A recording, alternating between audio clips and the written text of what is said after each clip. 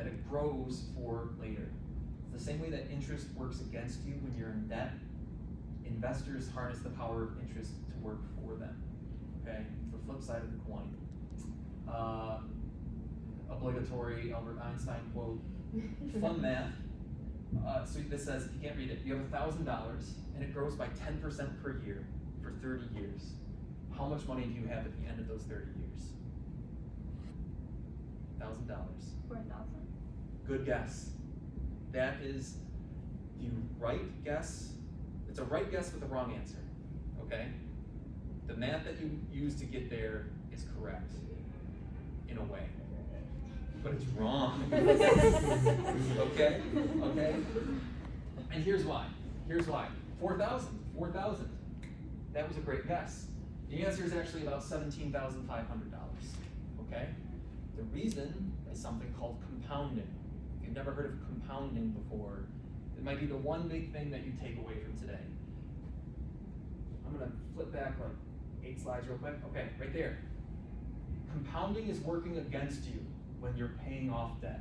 And it's the reason why this chart looks the way it does, why you have to pay so much interest up front. And now we're gonna skip back past Nick Young. Anyone know that means?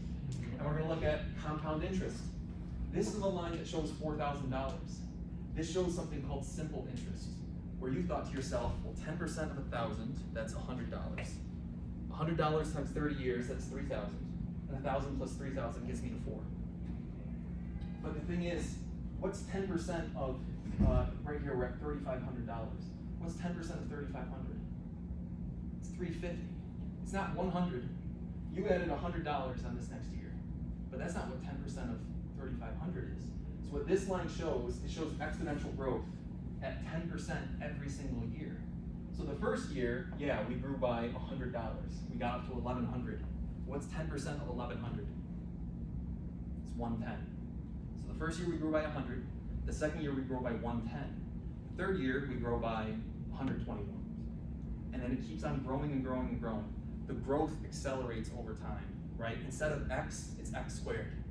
Math majors, okay? It's a quadratic. And we get exponential growth.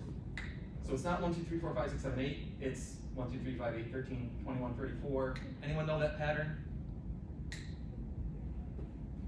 Anyone? Fibonacci sequence. If I had a bonus point, bonus points sequence. Okay. So the difference between simple and compound interest, it's